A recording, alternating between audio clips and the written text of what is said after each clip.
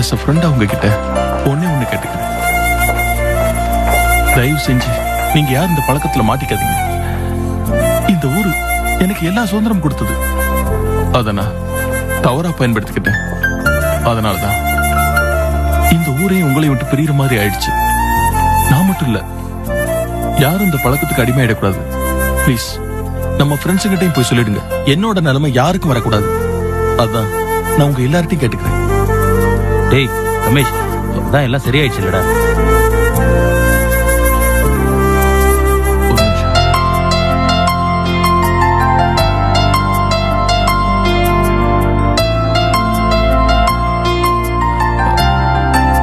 பவானி. என்ன ரமேஷ், கிளம்பிட்டீங்களா?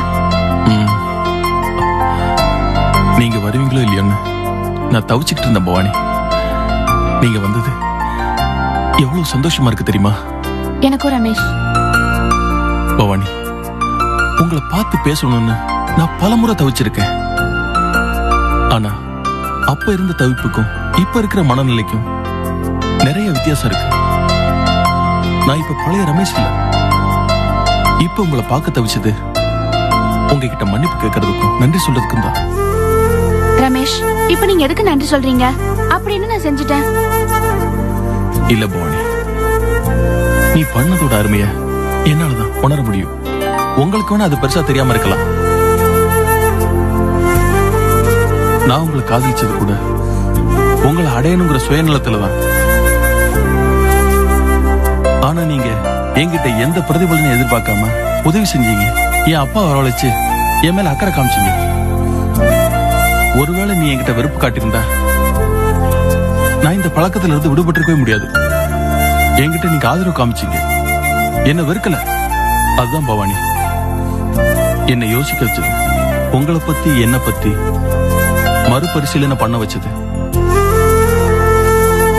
உங்களுக்காவது நன்றின்னு ஒரு வார்த்தையில சொல்லிடலாம். ஆனா நிர்மலாவுக்கு. ரமேஷ், நீங்க இந்த அளவுக்கு சரியாகி மாறுவீங்கன்னு நான் எதிர்பார்க்கவே இல்லை. இப்பதான் பவானி எனக்கு கண் திறந்த மாதிரி இருக்கு. வாழ்க்கையோட அருமை தெரியுது பவானி. பவானி எனக்கு பிடிக்கும். ஆனா சொந்தமாக்கிக்க நினைக்கிறது எவ்வளவு பெரிய முட்டாள்தனம். என் மனசுல உங்களுக்கு மிகப்பெரிய ஸ்தானம் இருக்கு பவானி. நீங்க சந்தோஷமா இருக்கணும். உங்களுக்கு பிடிச்ச மாதிரி நல்ல புருஷன் கூட சந்தோஷமா வாழணும்.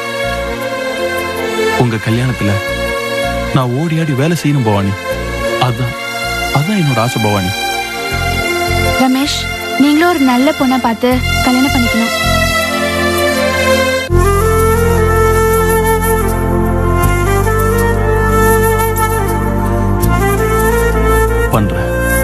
பண்ணிக்கிறேன். என்ன சார், கிளம்பிட்டீங்களா? ஆமா பவானி, அம்மா கிளம்பிட்டாங்க. ரமேஷ், நீங்களும் கிளம்பிட்டீங்களா? கிளம்பிட்டேன். ரொம்ப ரொம்ப தேங்க்ஸ் நிர்மலா. போதும், இதையே எத்தனை தடவை தான் சொல்லிட்டு இருப்பீங்க? நான் கிளம்புறேன். வரேம்மா. நானும் கிளம்புறேன். சரி. பாய்.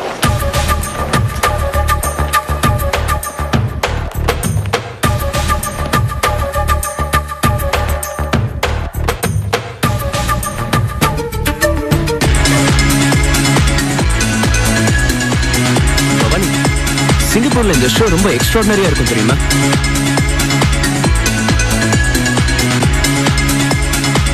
பவானி, நான் உன்னை தனியா தானே வர சொன்னேன். ஏன் இவங்கெல்லாம்?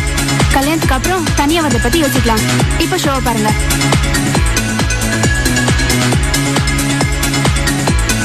இவ்வளவு கலர்ஃபுல்லா இருக்குல்ல?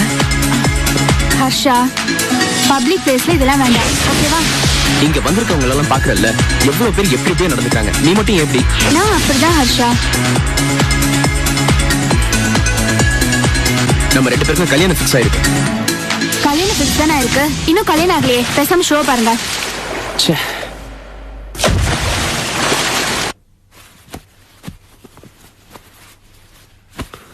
இல்ல, எல்லாம் ரொம்ப ஆடம்பரமா தடபுடலாம் நடக்குது. உனக்கு தெரியுமா? அப்படியா? என்ன அப்படியான்னு சாதாரணமா கேக்குற? நான் எதை பத்தி சொல்றேன்னு உனக்கு தெரியுமா? நீங்க என்னமோ சொல்ல ஆரம்பிச்சீங்க, அது என்ன நான் கண்டேன்? எல்லாம் நம்ம சொந்தக்காரங்களை பத்தி தான். ஊர்ல சில பேர் புது பணக்காரங்க ஆயிட்டாங்கல்ல, அவனுங்க ரவுஸ் தாங்க முடியல. இப்போது நான் யார சொல்றேன்னு உனக்கு தெரியுதா? யார சொல்றீங்க? எல்லாம் நம்ம மாணிக்கத்தை தான் சொல்றேன். வீடு கரக பிரவேசம் வச்சிருக்கானா. என்ன லீலா பேசாம அமைதியா இருக்க? எனக்கு தெரிஞ்ச கடையில எலக்ட்ரிக் சாமான எல்லாம் வாங்கியிருக்கா. அப்படியா? எல்லாம் ரொம்ப காஸ்ட்லியான ஐட்டமா. எதுக்கு இப்படி செலவு பண்ற அப்படின்னு தெரியல. வீடெல்லாம் ரொம்ப செலவு பண்ணி கட்டியிருக்கா. அப்படியா? கிரக பிரவேச ஏற்பாடு கூட ரொம்ப தடபுல எல்லாம் நடக்குதான். காசு இருக்கிறதுக்காக இப்படி எல்லாம் ஆடக்கூடாது இல்ல. இத பாருங்க, அவங்க என்னமோ பண்ணிட்டு போறாங்க. நமக்கு என்ன வந்தது? அவன் அக்கா இல்லையா? நீ அவ தங்கச்சி தானே. தங்கச்சி வீட்டுக்காரன் கூப்பிடணும் கொஞ்சமாவது யோசிக்க வேணாம்? கூப்பிடாட்டி இது ஒரு பெரிய விஷயமா? ஏதோ 3வது 4வது மனுஷன் சொல்லும் போது விசாரிக்கும் போது என் மனசு எப்படி இருக்கும்? புதுசா காசு வந்துட்டா இப்படி எல்லாம் ஆடக்கூடாது. 4 காசு வரும்போது தான் 4 பேரை மதிக்க கத்துக்கணும். சரியான திமிரு பிடிச்சவனா இருப்பான் போல இருக்கு. இது பாருங்க, இது நமக்கு ரொம்ப தேவையா? ஒருத்தர் நம்மள கூப்பிடாட்டி அது நமக்கு நஷ்டம். தப்ப கட்டு கட்டுறியா? மரியாதை தெரியாத பசங்க, முறை தெரியாத குடும்பம். சாமி, கொஞ்சம் நிறுத்துறீங்களா? எரிச்சல் வருதா? ஓஹோ, உன் மனசுல வேற மாதிரி எரிச்சல் இருக்கு. அத மறைச்சிட்டு இப்ப இந்த மாதிரி பேசிட்டு இருக்க. எனக்கு தெரிஞ்ச கடையில எலக்ட்ரிக் சாமான எல்லாம் வாங்கியிருக்கா. அப்படியா? எல்லாம் ரொம்ப காஸ்ட்லியான ஐட்டமா. எதுக்கு இப்படி செலவு பண்ற அப்படின்னு தெரியல. வீடெல்லாம் ரொம்ப செலவு பண்ணி கட்டியிருக்கா. அப்படியா? கிரக பிரவேச ஏற்பாடு கூட ரொம்ப தடபுல எல்லாம் நடக்குதான். காசு இருக்கிறதுக்காக இப்படி எல்லாம் ஆடக்கூடாது இல்ல. இத பாருங்க, அவங்க என்னமோ பண்ணிட்டு போறாங்க. நமக்கு என்ன வந்தது? அவன் அக்கா இல்லையா? நீ அவ தங்கச்சி தானே. தங்கச்சி வீட்டுக்காரன் கூப்பிடணும் கொஞ்சமாவது யோசிக்க வேணாம்? கூப்பிடாட்டி இது ஒரு பெரிய விஷயமா?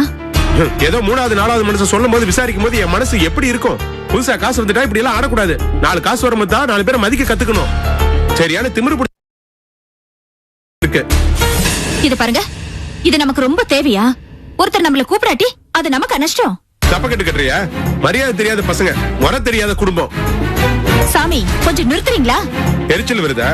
ஓஹோ, உன் மனசுல வேற மாதிரி எரிச்சல் இருக்கு. அத மறைச்சிட்டு இப்ப இந்த மாதிரி பேசிட்டு இருக்க.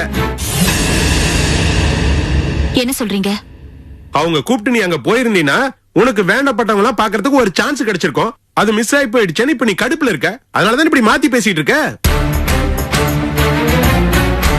என்னடி முறைக்கிற? நான் வேண்டப்பட்டேன்னு சொன்னது உங்க சரவக்காவ. நீ வேற மாதிரி நினைச்சிட்டியா? உங்ககிட்ட பேசுறதே தப்புன்னு நினைச்சிட்டு இருந்தேன். ஆனா இப்பதானே புரியுது. என்ன புரியுது? உங்க கண்ணு முன்னாடி நிக்கிறதே தப்பு.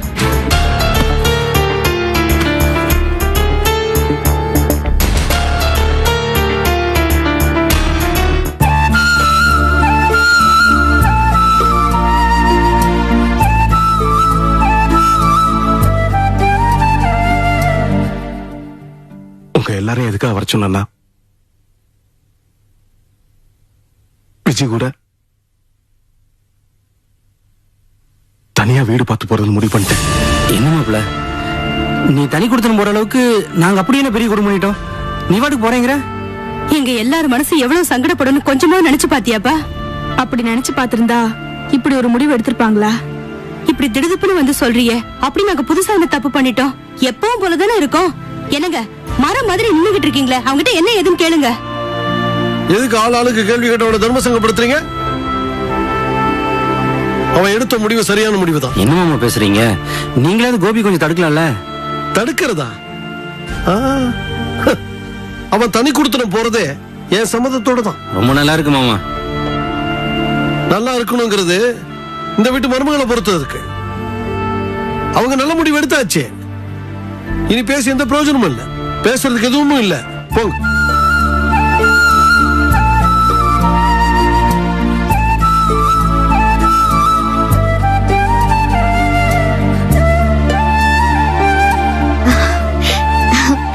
என்னங்க, நாளன்னைக்கு நல்ல நாளா இருக்கு. அன்னைக்கு பால் காய்ச்சலாமா?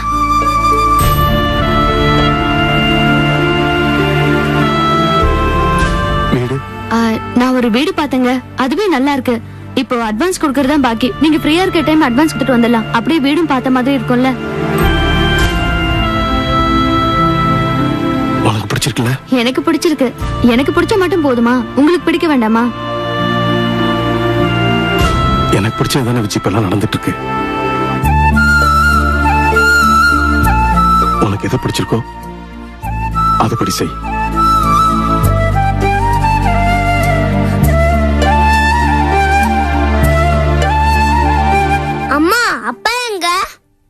எதுக்குடா? எனக்கு ஒரு கிரிக்கெட் பேட் வேணும். ஏய், இப்ப எதுவும் கேட்காத. உங்க அப்பாவே கோவத்துல இருக்காரு. ஆமா, அப்பா கோவமா இருந்தா நீங்க தான் பதிலுக்கு பதில் திட்டுவீங்களே. அட நீ வேறடா. இப்ப பதிலுக்கு பதில் பேசினா அவ்வளவுதான், காரியமே கெட்டு போயிடும். நைஸா போறதுதான் நல்லது. இதெல்லாம் உனக்கு புரியாது, நீ போ. ரொம்ப மாறிட்ட விஜி, ரொம்ப மாறிட்ட. நல்லதுக்கு இல்ல.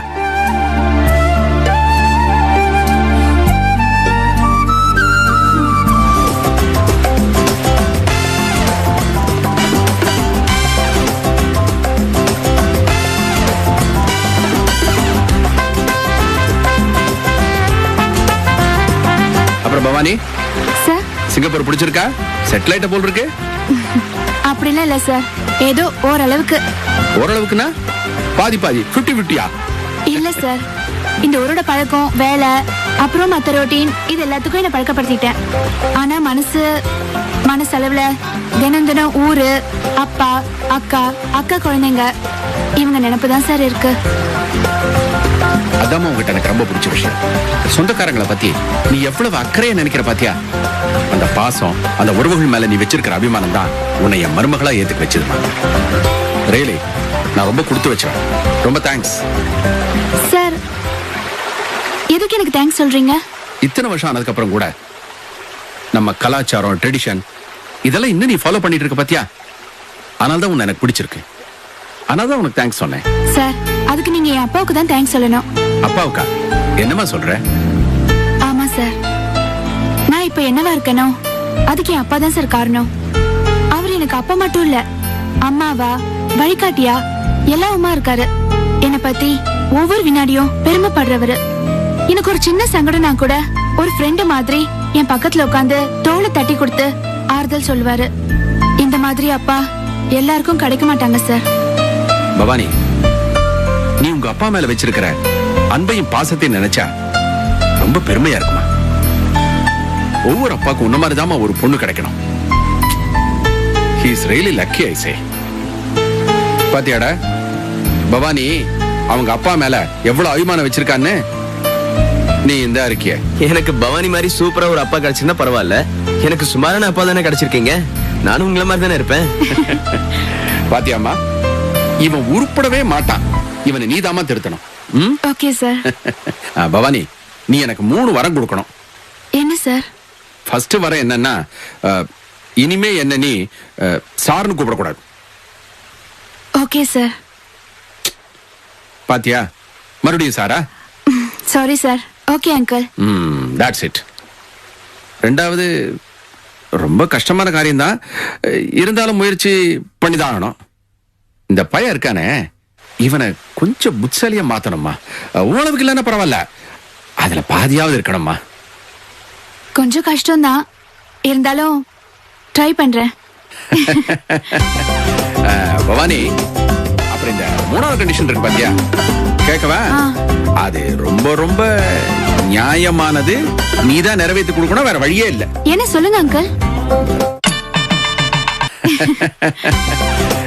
பவானி, அப்புறம் இந்த 3வது கண்டிஷன் இருக்கு பாத்தியா, கேட்கவா? அது ரொம்ப ரொம்ப நியாயமானது. நீதான் நிறைவேற்றி கொடுக்கணும், வேற வழியே இல்ல. என்ன சொல்லுங்க அங்கிள். அவன் தலைய பாத்தியாமா? அத ஒழுங்கா கட் பண்ணி ஒரு நல்ல ஹேர் ஸ்டைல் வச்சுக்கடான்னு சொல்லி சொல்லி நான் அழுத்தே போனேம்மா. கேட்கவே மாட்டேங்கிறாமா. நீதாமா அவனுக்கு புத்தி சொல்லணும். இவ்வளவுதானே அங்கிள், வெரி சிம்பிள். ஹர்ஷா, நாளைக்கு முதல் வேலையா உங்களுக்கு ஹேர் கட் பண்ணணும். நோ நோ நோ நோ, என்னோட ஹேர் ஸ்டைல் கட் பண்ணவே முடியாது. அப்பா, கல்யாணம் கேன்சல். நான் பவானியை வாழ்க்கை பூரா லவ் பண்ணதாவே நினைச்சுக்கிறேன். என்னால முடியாது. ஐயோ பாப்பா, என்னடா சொல்ற? என்னால இதை மட்டும் தவிர்க்க முடியாது. டேய் டேய் டேய், இருடா இருடா இருடா. என்னடா நீ அவன் காதலுக்காக உயிரையே தியாகம் பண்றான், நீ என்னடானா கேவலம். சாரிமா. பவானி, இப்படி வந்து உட்காருமா, கால்லாம் வலிக்குது. பவானி, இந்த உருப்படாத பையில உங்ககிட்ட ஒப்படைக்கிறமா. நீ தாமா அவனை பாத்துக்கணும். உன்னை நினைச்சாதாமா எனக்கு ரொம்ப கவலையா இருக்கு. அதெல்லாம் நான் பாத்துக்கிறேன் அங்கிள். என்னமோமா, எனக்கு மேல் நம்பிக்கை இல்ல, நான் உன்னதான் நம்பி இருக்கேன். அதெல்லாம் நீங்க கவலைப்படாதீங்க அங்கிள், நான் பாத்துக்கிறேன். பொதுவா பசங்க அப்பா பேச்ச கேட்க மாட்டாங்க, ஆனா அம்மா பேச்ச கேட்பாங்க. ஏன் ஹர்ஷா, நீங்க உங்க அம்மா பேச்ச கேப்பீங்களா?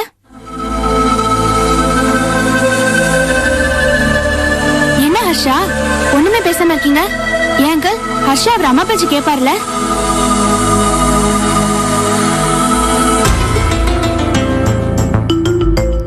ஹர்ஷா, உங்க அம்மா எங்க இருக்காங்க?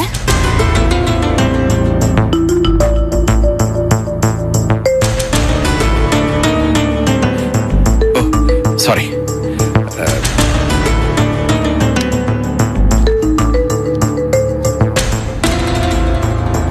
Excuse me.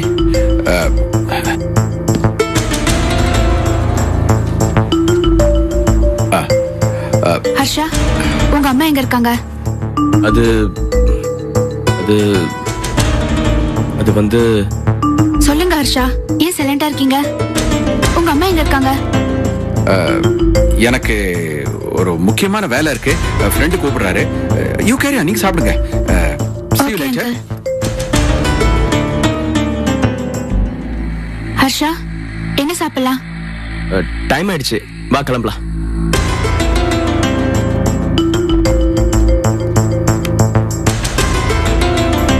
அது மட்டும் இல்லடா மாணிக்கம், சிங்கப்பூர்ல எந்த பைப்பை திறந்தாலும் தண்ணி வந்துகிட்டே இருக்குடா. அதுவும் நல்ல தண்ணி 24 மணி நேரமும் வந்துகிட்டே இருக்குன்னா பாரு. டேய், அதுவும் இல்லாம அந்த ஊர்ல ஒரு தூசி கிடையாது, தும்பு கிடையாது. என்ன அங்க எத்தனை வண்டி ஆயிரக்கணக்குல ஓடுது, ஒரு ஆரன் சத்தம் கூட நான் கேட்கவே இல்லடா. ஆனா பாரு, இங்க வந்து இறங்குனதுமே ஒரே ஆரன் சத்தம், தலைவலியே வந்துருச்சுடா.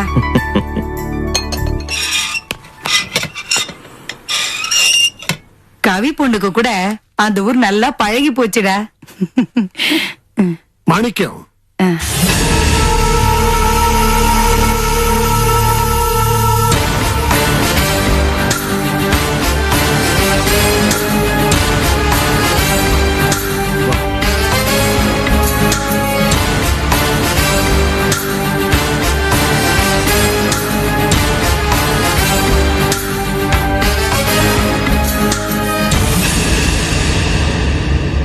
மாணிக்கம், என்னடா இவன் வீடு தேடி வந்திருக்கானேன்னு நீ ஆச்சரியத்தோடு பாக்குறது எனக்கு நல்லாவே புரியுது. நாங்க 2 பேரும் நன்றி சொல்லதான்ப்பா வந்திருக்கோம். ஆமா மாணிக்கம் சார், நாங்க உங்க குடும்பத்துக்கு நன்றி கடன் பட்டிருக்கோம். என்ன சொல்றீங்க? அம்மாவுக்கே தெரியும்.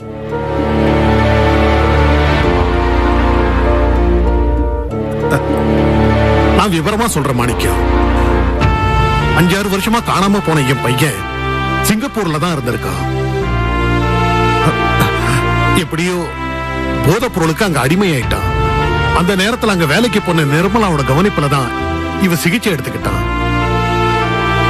ஆமாங்க, உங்க தங்கச்சி தான் என்ன பெத்த தாய் மாதிரி பொறுப்பா அக்கறையா கவனிச்சுக்கிட்டாங்க. அவங்க கவனிப்பால தான் அந்த பழக்கத்திலிருந்து நான் மீண்டு வந்தேன். இதெல்லாமே அம்மாவுக்கும் தெரியும். மாணிக்கம், உனக்கும் உன் குடும்பத்துக்கும் ஏன் நிர்மலாவுக்கும் கூட இவன் எவ்வளவோ சங்கடங்கள் கொடுத்திருக்கான். வேற யாரா இருந்தாலும் இவனை மன்னிச்சிருக்க மாட்டாங்க, ஏன் இவனை குணப்படுத்தி இருக்க மாட்டாங்க. ஆனா அந்த நிர்மலா பொண்ணு இருக்கே, அது ஒரு அசாதாரணமான பொண்ணுப்பா. அந்த பொண்ணை பெத்த வயிறு இருக்கே, உண்மையிலேயே புண்ணியம் பண்ணிருக்கணும். நீங்க செஞ்ச உதவிக்கு நான் எவ்வளவு நன்றி சொன்னாலும் அது பத்தாது.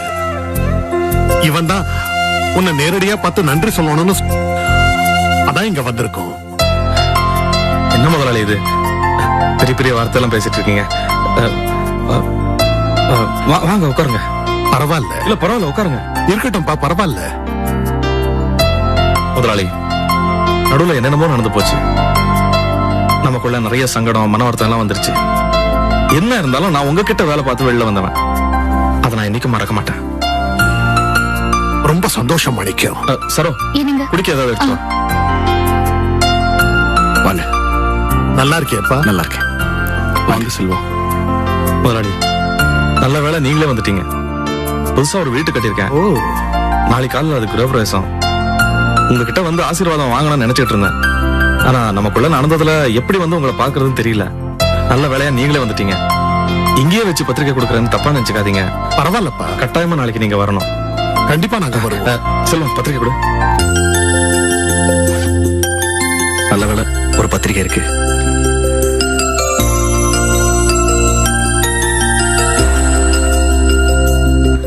எடுத்துக்கங்க. எப்படிமா இருக்க? நல்லா இருக்கேன். வியாபாரம் எப்படி போயிட்டு இருக்கு? நல்லா போயிட்டு இருக்கு.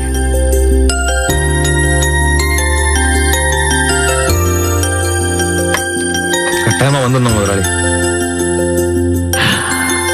கண்டிப்பா வரும். இது நம்ம வீட்டு ஃபங்க்ஷன் ஆச்சே.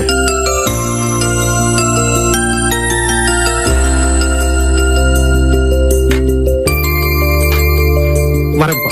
வரேன் சார். வரேன் சார். வரேன்.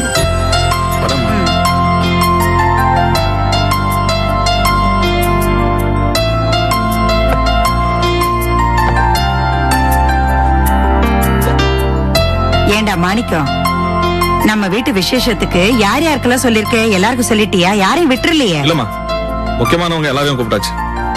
அந்த முக்கியமானவங்க லிஸ்ட்ல அண்ணியோட சொந்தக்காரங்க யாரும் இல்லம்மா.